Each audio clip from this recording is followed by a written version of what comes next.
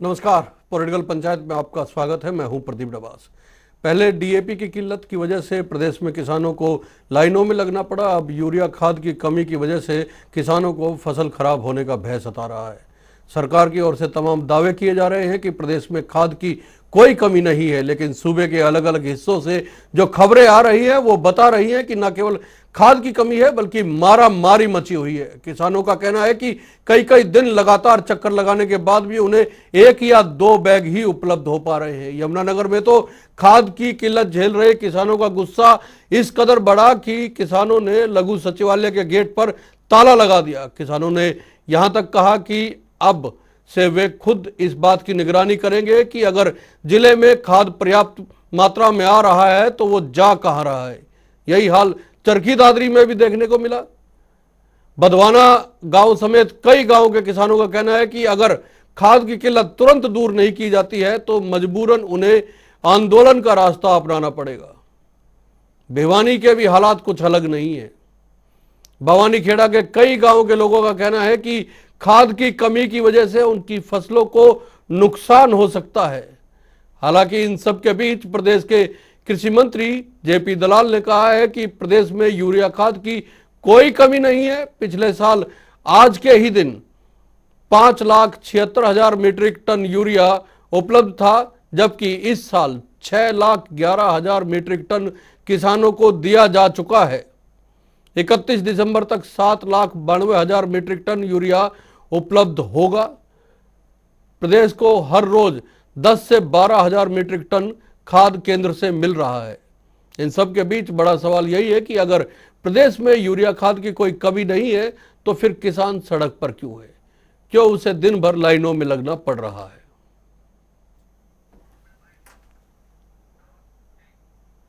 जी, पहले सुन लेते हैं क्या कहना है किसानों का और प्रदेश के कृषि मंत्री का।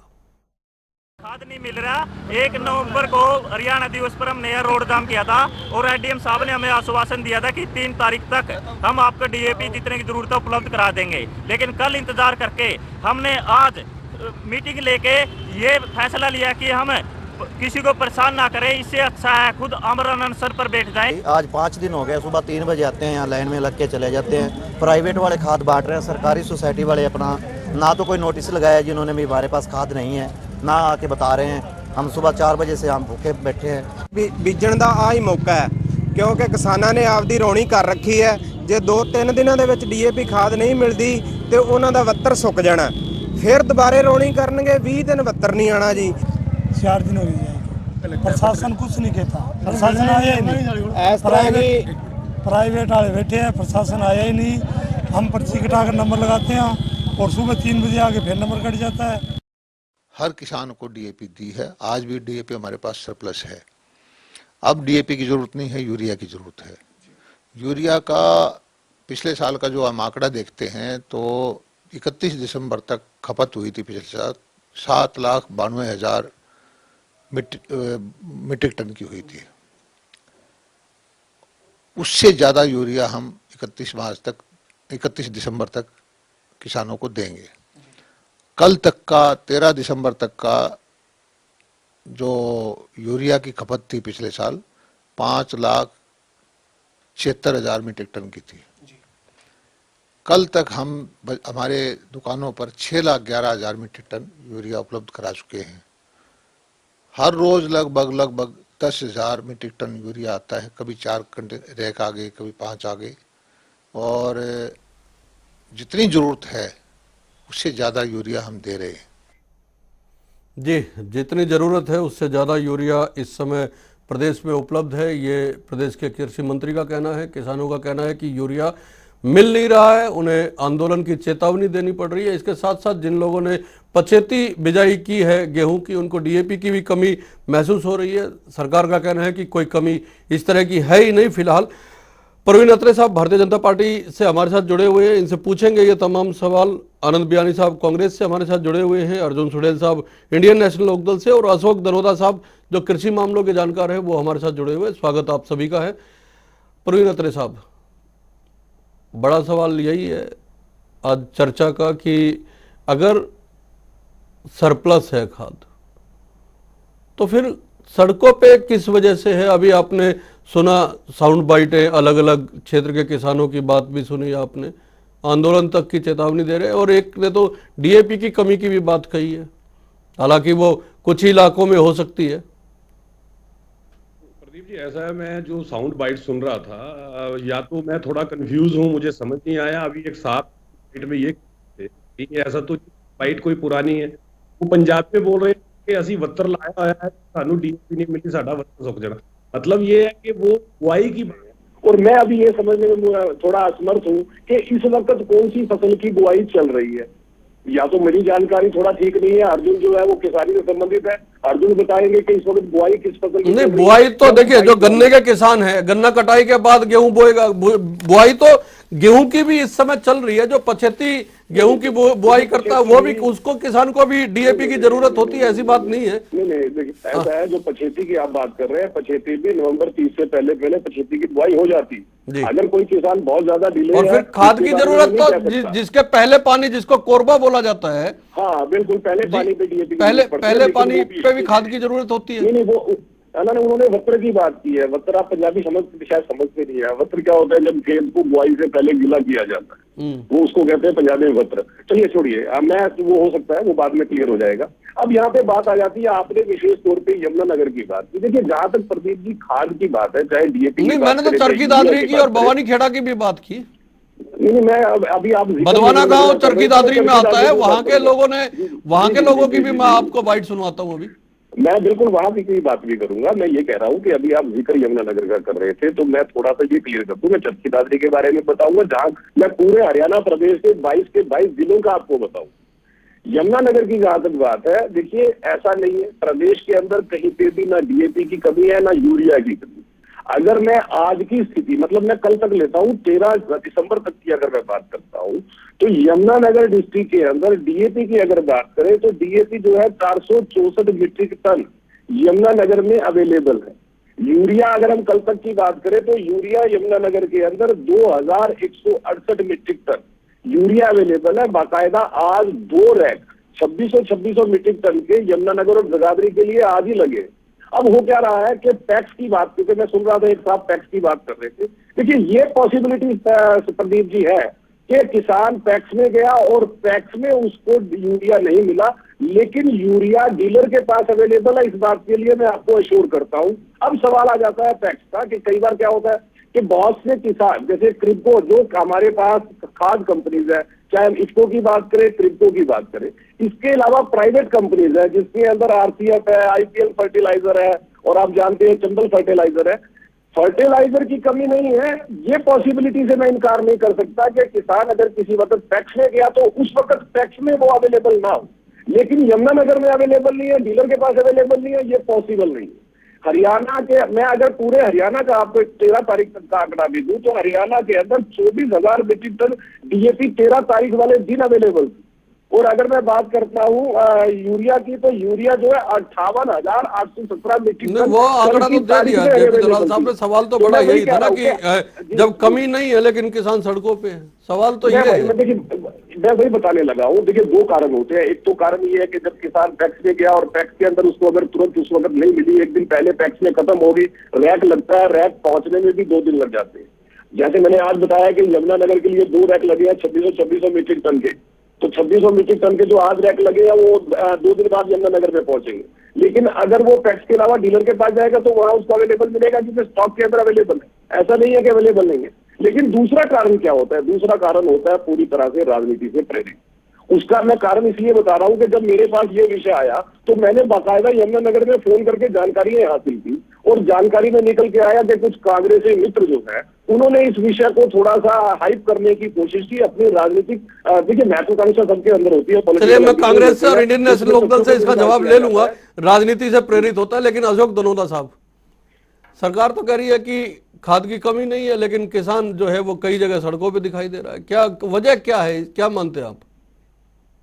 देखिए, जैसे प्रवीण अत्री जी बोल रहे थे कि अभी बिजाई नहीं हो रही है। अगर बिजाई की बात करें तो अभी बिजाई हो रही है गेहूं में, गन्ने वाले जो फसल कटाई हो रही है उसमें, और खेती कपास वाली फसल में उसकी भी अभी बिजाई शुरू हो चुकी है, और वह पूरे दिसंबर महीने में चलेगी। अगर डीएपी की बात करें तो दूसरी समस्या यही है कि जब हमें बिजाई के समय डीएपी नहीं मिला, उस फसल को तो फास्फोरस की जरूरत है ना, और फास्फोरस की जरूरत है तो अभी हम डीएपी डाल रहे हैं उसमें, जिस चीज में हमें डीएपी नहीं डाला। और दूसरी बात ये कह रहे हैं आंकड़ों खेलते हर बार खेलते हैं, आंकड़ों से नहीं किसान को पता कितना होता क्या नहीं होता। किसान को चाहिए फसल टाइम, खाद और बीज, और खाद बीज ये उपलब्ध नहीं करा रहे, ये जिनकी सबसे बड़ी समस्या, किसान की सबसे बड़ी समस्या है। और ये तो वही लोग है ना जो पहले आंदोलनकारी किसानों को कह रहे थे कि ये नकली किसान है, अभी इन्होंने किसान तो मान लिया, और थोड़े दिन के बाद ये भी कहे कि खाद की कमी थी, हमें शॉर्टेज पूरी कर दी। हर बार होता है ये किसान के साथ, क्योंकि ये आंकड़ों का खेल खेलते हैं और किसान को आंकड़ों का पता नहीं।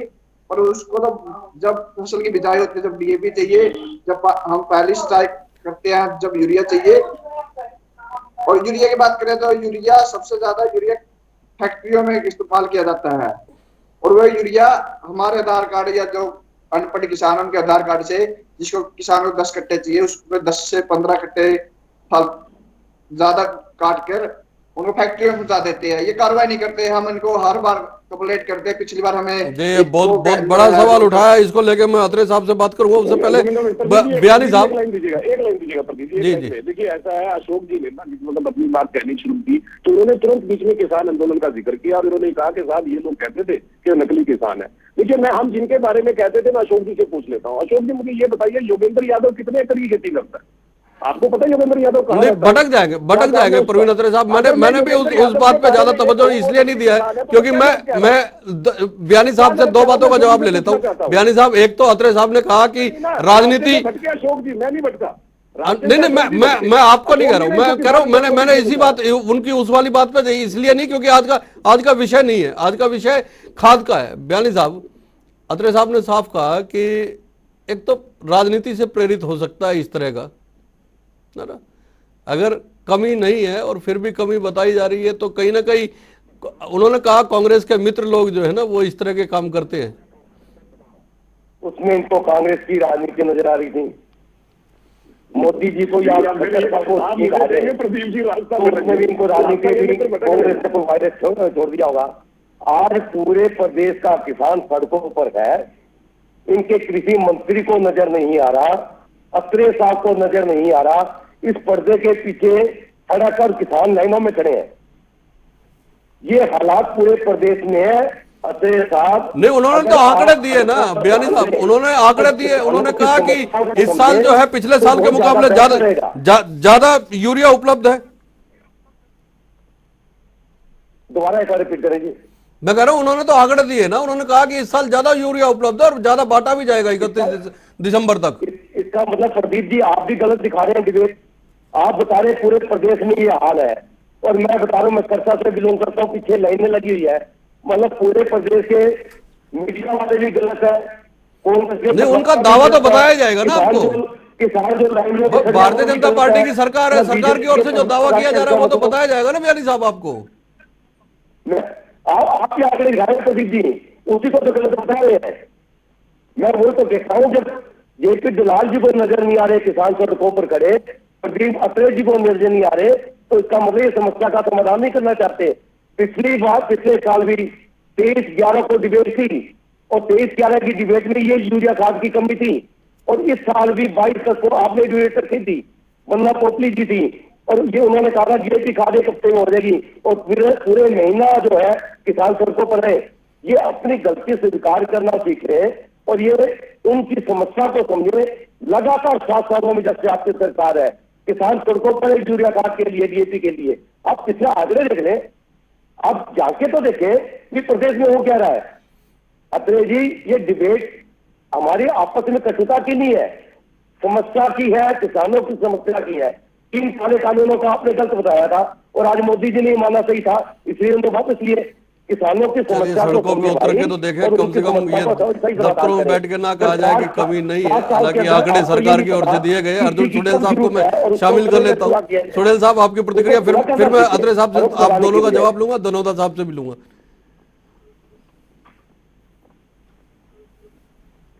की वो बात कर रहे थे, पहले उन्होंने कहा कि जी कि ये यूरिया की अब डीएपी की अब जरूरत नहीं है, लेकिन यमुनानगर एक गन्ना क्षेत्र है, यहाँ पर शुगर मिल है, लोग गन्ने के बाद यहाँ पर गेहूं की बिजाई कर रहे हैं और अभी लगातार अभी 15 दिन और कम से कम गेहूं की बिजाई चलेगी। मैं अपने बड़े भाई को बता देना चाहता हूँ, जो गन्ने के बाद गेहूं की बिजाई होती है वो चलेगी। वहां पर डीएपी की बहुत ज्यादा जरूरत है। दूसरी बात है, यमुनानगर में आज किसानों ने प्रदर्शन किया, मैं खुद उस प्रदर्शन में था। अब मैं उस प्रदर्शन में चला गया क्योंकि मुझे भी खुद, मैं सच्ची बात कह रहा हूँ कि मुझे खुद 20 दिन से यूरिया नहीं मिला है अपनी गेहूं में गिराने के लिए। मैं बिल्कुल सच बोल रहा हूँ भाई साहब। और दूसरी बात, वहां पर ये कोई भी किसान प्रदर्शन करता है तो वो कह देते हैं कि भाई ये तो वहां पर तो कांग्रेस के कार्यकर्ता थे, वहां पर तो इनेलो के कार्यकर्ता थे। इसी तरह आंदोलन में अत्रे साहब ने या उसकी सरकार ने सबने ये कहा है कि जी वहां पर तो कांग्रेसी है, वहां पर तो इनेलो है, वहां पर तो आतंकवादी है। लेकिन वो भी कानून वापस है क्योंकि वहां पर भी किसान थे। और आज भी यमुनानगर की खुद बात करें तो वहां पर किसान थे। और दबास जी आपने बात करी कि अगर यमुनानगर में इतने लाख मैट्रिक टन आंकड़े जो प्रवीण अत्रे भाई ने गिनवाए हैं वो जा कहा रहा है, वो मैं बता दूं कि यमुनानगर में बहुत बड़ी प्लाई बोर्ड इंडस्ट्री है जिसमें यूरिया से वो एक ग्लू बनता है जिससे बोर्ड में उसका काम होता है। वो भारतीय जनता पार्टी के लोग, सरकार में बैठे लोग तस्करी कर कर उन प्लाई बोर्ड फैक्ट्रियों में उस यूरिया को भेजा जा रहा है। एक एक जो बोल रहे हैं टन एक एक फैक्ट्री में खप जाता है। तो प्रवीण अत्रे जी इस बात पर गंभीर आरोप है, भारतीय जनता पार्टी से इसका जवाब ले लेते हैं। प्रवीण अत्रे साहब, दो प्रवक्ताओं ने आज की इस चर्चा में दो हमारे मेहमानों ने ये बात उठाई है कि जो यूरिया किसानों के पास जाना चाहिए था वो फैक्ट्रियों में चला जाता है। क्या ये जी इस पे तो रोक लगानी जरूरी है? नहीं, बिल्कुल ठीक कहा आपने। लेकिन प्रदीप जी ऐसा है, जो बात अर्जुन जी ने कही ये एक तरह की रिवायत या यूं कह लीजिए जो राजनीतिक रसूख रखने वाले लोग थे वो इस तरह से काम करते थे। बाकायदा यूरिया जो है किसान को ना मिलके उद्योगों में चली जाती थी। आपको याद होगा 2015 में जब देश में नरेंद्र मोदी 2014 में प्रधानमंत्री बने और 2015 में नीम कोटेड यूरिया समाधान करते हुए नीम कोटेड यूरिया, वो नीम कोटेड यूरिया इसीलिए शुरू हुआ क्योंकि नीम कोटिंग होने के बाद वो उद्योग के काम की चीज नहीं रहती। ये इसीलिए कदम उठाया गया था। तो अर्जुन भाई से मेरा निवेदन है, एक बार दोबारा चेक करें कि क्या आज यूरिया, नीम कोटेड यूरिया कैसे यूज हो सकती है, ये अर्जुन भाई बताएंगे क्योंकि साइंटिफिकली अगर उद्योगों में भी नहीं जा रहा फिर तो प्रवीण अत्रे साहब फिर तो मिसमैनेजमेंट है। फिर तो ये मैं बताता हूँ, नहीं मैं जवाब देता हूँ ना, प्रदीप जी मैं जवाब देता हूँ। अभी अर्जुन जी सुनो। अरे अर्जुन भाई सुन तो लो, अरे भाई अर्जुन जी सुन लो, प्रभु आपकी समस्या का समाधान कर रहे हैं। अर्जुन भाई उनको चुप करा दो। अरे भाई अर्जुन जी आपके कहने से कुछ नहीं होगा। अरे भाई चुप हो जाओगे, सुन लोगे मैं यही बैठा हूँ यमुनानगर में। अरे हाँ सुनो। अर्जुन ने ये कहा कि 20 दिन से अर्जुन को यूरिया नहीं मिला। प्रदीप जी मैंने कल के स्टॉक की जो अवेलेबिलिटी बता दी, लेकिन फिर भी अर्जुन से मेरा निवेदन है कि अर्जुन जी डिबेट के तुरंत बाद मुझे फोन करेंगे और मैं इनको लोकल डीलर का नंबर बताऊंगा। अर्जुन जी वहां जाके अगर यूरिया ना मिले तो अर्जुन जी प्रदीप जी को फोन करके बता देंगे। पहली बात। दूसरी बात, मैंने शुरुआत में एक बात कही भाई, बीच में मत बोलो प्रभु। अरे भाई आपको क्या मजा आता है? लेकिन बात तो ये है ना कि एक अर्जुन सुडेल को तो आप समझ गए, आप दिलवा भी देंगे, बाकी अर्जुन सुडेल को कौन दिलवाएगा? मैं वही कह रहा हूँ, जो लोग इस डिबेट को सुन रहे हैं, जो बात मैंने बोली है स्वाभाविक है वो उस बात को सुन के उस पर अमल करेंगे क्योंकि कहीं कमी नहीं है यूरिया की। मैं बार बार ये बात दोहरा रहा हूँ। जब आप डीलर के पास, देखिए मैंने शुरुआत में एक बात कही कि अर्जुन सुडेल पैक्स में गए। जिस दिन अर्जुन सुडेल पैक्स में गए हो सकता है पैक्स के अंदर स्टॉक खत्म हो गया हो, अर्जुन सुडेल को नहीं मिला। लेकिन अर्जुन सुडेल ये कहते हैं मैं 20 दिन से जाता रहा मुझे मिला ही नहीं। ये संभव नहीं है क्योंकि यूरिया की कोई कमी नहीं है।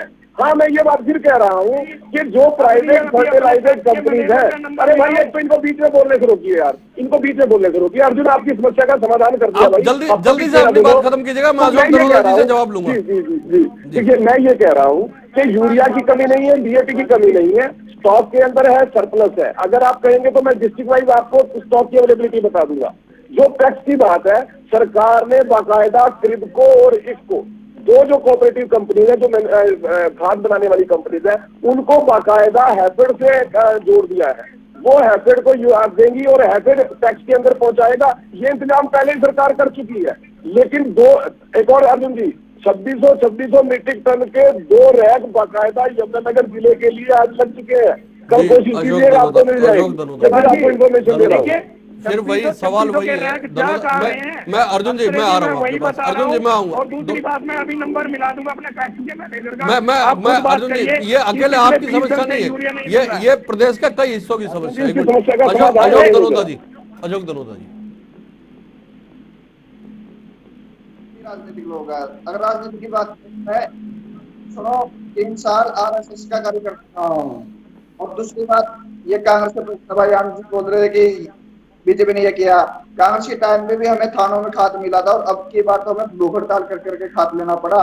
इशार की बात करें, जींद की करे, करनाल की करे, कैथल, सभी जगह भूख हड़ताल पे बैठना पड़ा जब खाद मिला। राजनीतिक नहीं करता किसान। और ये कह रहे कि इतना खाद आ गया, इतना। जो किसान सड़कों में, किसान सड़कों में वैसे नहीं आता, क्योंकि इसमें खेत को बहुत काम होता है। खेत का काम छोड़कर सड़कों में इसलिए आता है कि उसको जब समस्या आती है तब वो सड़कों में आता है। आप इस बात को मानो या ना मानो। और दूसरी बात मैं बोल रहा था कि इफ्को वाली मैंने ट्वीट भी किया, मनोहर लाल खट्टर को भी किया, दुष्यंत चौटाला को भी किया, पर आज तक उस पर कोई भी कार्रवाई नहीं करी। ये रात को बेचते खाद को, रात की 12-12 बजे की वीडियो हमारे पास। अगर देखना चाहते हो तो मैं दिखा दूंगा भाई साहब। धनोता साहब तो ये कह रहे हैं कि भारतीय जनता पार्टी क्यों, कांग्रेस के कार्य आज आप आलोचना तो कर रहे हैं, लेकिन कांग्रेस के कार्यकाल में भी थानों में खाद मिलती थी। सुन नहीं पाया अशोक जी, दोबारा बताएंगे आप? मैं सुन नहीं पाया आपकी बात की। आपने मनोहर जी को क्या किया बताएंगे जरा? उन्होंने ये ट्वीट किया है कि रात को 12 बजे के बाद खाद बेची जा रही है ना, किसको दी जा रही है, ये इन्होंने ट्वीट किया है। आप अखिलेश जी की बात ही ले ले। अखिलेश जी ने अर्जुन जी को क्या कहा कि अगर आपको खाद की कमी रह जाए, मैं फोन करता हूँ, खाद मिल जाएगी। इसका मतलब इनके पूंजीपति दोस्त जो है सारे ब्लैकमेलिंग कर रहे हैं, वो सारे फैक्ट्री वालों को दे रहे हैं। ये तो अखिलेश जी ने खुद साबित कर दिया टीवी पे कि मेरा फोन चलता है, वैसे दुकानों पे खाद नहीं मिलेगी। मतलब इसका मतलब क्लियर कर रहे हैं, ये अपने पूंजीपति के दोस्तों के पास तो करवा के ब्लैकमेलिंग कर रहे हैं और किसानों को लाइन में खड़ा कर रहे हैं। ये तो अखिलेश जी ने खुद मान लिया। अर्जुन जी की बात, मैं डीलर का एड्रेस बता दूंगा। अपने पूंजीपति आप दे रहे हैं अपने दोस्तों और ब्लैकमेलिंग किसानों को।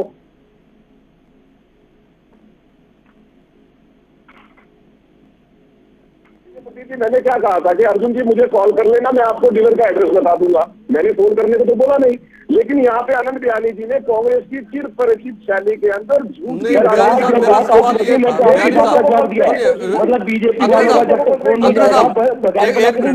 मेरा सवाल ये नहीं था। मेरा सवाल ये था जो धनोता साहब ने कहा है कि आप जो इस समय विपक्ष में रहते हुए सत्ता पे आक्षेप लगा रहे हैं, आरोप लगा रहे हैं, या कटघरे में या सवालों में खड़ा कर रहे हैं। अशोक धनोता साहब ने ये कहा कि आपके कार्यकाल के दौरान भी कोई बहुत अच्छी हालत नहीं थी, थानों में जो है खाद मिलता था, और बीजेपी के कार्यकाल में भी यही हाल है। पिछले 7 साल से बीजेपी के कार्यकाल के दौरान लोगों को इस तरह की दिक्कतें झेलनी पड़ रही है, और आपके दौरान भी झेलनी पड़ रही थी। सुधार क्या हुआ? ना आपने किया ना इन्होंने किया। प्रदीप जी, पिछले 10 साल हमारी सरकार रही है, 7 साल इनकी है। हमारी 10 साल पुरानी सरकार पे आप आरोप लगा रहे हैं, एक सबूत दिखा दें आप रिकॉर्ड में। नहीं, वो तो जो किसान नेता आपके पास बैठे उन्होंने कहा ना, मैंने थोड़ी कहा ये। मैं तो किसान नेता बैठे हैं, वो ये भी कह रहे हैं कि मैं बीजेपी में जनसंघ का कार्यकर्ता रहा हूँ, वो ये बात भी कह रहे हैं। उन्होंने ये बात भी की मैं जनसंघ का कार्यकर्ता रहा हूँ, और आज भी उन्होंने तो ये भी कहा कि मैं पॉलिटिकल बात नहीं करता। तो हमको आरोप लगा नहीं है। अरे अर्जुन सुडेल साहब, आखिरी प्रतिक्रिया मैं बीजेपी से लूंगा, थोड़ा जल्दी खत्म कीजिएगा। सुडेल साहब, आपको लग रहा है सब ठीक हो जाएगा? 31 तारीख तक उन्होंने कहा है कि हम पिछले साल के मुकाबले ज्यादा खाद भी बांटेंगे और कोई दिक्कत है नहीं। देखिए, मुझे तो नहीं लगता कि ठीक हो जाएगा। और रही बात कि इन प्रदर्शन में कांग्रेस के थे, आखिर कब तक पिछली सरकारों की कमियां गिनाते रहेंगे? तेरे साहब खुद का देखिए ना, पिछले 7 साल में क्या हुआ है। किसान 1 साल से अभी आंदोलन खत्म हुआ है। प्रदीप जी, मैंने क्या इस चर्चा में पिछली सरकार की कमियां गिनाई? अभी तो मैंने शुरू ही नहीं किया कमी गिनवानी। क्यों आप देखो, पूर्वाग्रह से ग्रसित है मेरे मित्र। मैंने तो जिक्र ही नहीं किया पिछली सरकार की नीतियों का। वो अशोक धनोता की टिप्पणी थी अर्जुन चुड़ैल जी, वो अशोक धनोता की टिप्पणी थी। मैं बोल रहा हूँ ये पार्टी प्रवक्ता, इन्होंने पार्टी से अलग लाइन से कुछ नहीं बोल रहा, इन्होंने किसानों की समस्या नहीं चमकी कभी भी। अच्छा, मैं आखिरी समाप्त करूंगा मैं। अत्रे साहब, क्या आज की इस चर्चा से ये भरोसा लिया जा सकता है कि कम से कम किसानों को दोबारा खाद की किल्लत की वजह से, यूरिया की किल्लत की वजह से किसी मिनी सचिवालय के गेट पे ताला नहीं लगाना पड़ेगा, भूख हड़ताल पे नहीं बैठना पड़ेगा, फसल खराब होने का जो भय है उसके मन में वो दूर हो जाएगा? बिल्कुल। देखिए प्रदीप जी, मैं आपके चैनल के माध्यम से इस बात का विश्वास दिलाता हूं कि खाद की कमी के लिए अशोक धनोता जी जैसे किसानों को हड़ताल पे नहीं बैठना पड़ेगा। लेकिन अशोक जी ने एक बात कही थी कि सीएम साहब को इन्होंने ट्वीट किया। अशोक जी, वैसे ऐसा होता नहीं है कि सीएम साहब को ट्वीट किया जाए और जवाब ना मिले। एक काम कीजिए, मैं दोबारा बता देता हूँ, सीएमओ हरियाणा जिसका ये ट्विटर हैंडल है, आप कृपया इस पे ट्वीट कीजिएगा। इस पे ट्वीट करेंगे तो आपको 100% आपको जवाब मिलेगा, आपकी समस्या का समाधान होगा। हो सकता है कि जो आपने ट्वीट किया कि चैनल पे किया, मुझे नहीं पता। दूसरी बात, यहाँ पे एक बात सुनिए अशोक जी, मैंने आपको बता दिया है, एज सीएमओ हरियाणा ये है। नहीं, जो देखिए अशोक धनोता जी तो आके बता रहे अपनी बात। जो किसान ऐसे हैं जिनकी कोई नहीं सुन पा रहा है, प्रशासन सुन नहीं रहा है, वो टीवी पे आ नहीं सकते, उनको भरोसा चाहिए ना आपका सर। यही पूछना चाहता हूँ, पहले किसानों को बातों में कह चुका हूँ कि खाद की कमी के लिए हड़ताल या धरना नहीं देना पड़ेगा जी, ना हड़ताल करनी पड़ेगी ना धरना देना पड़ेगा। प्रदेश में खाद की कोई कमी नहीं है, हालांकि तस्वीरें बताती है कि किसान लाइन में लगे हुए हैं। देखते हैं समस्या का कितनी जल्दी हल होता है। बहुत बहुत धन्यवाद, नमस्कार।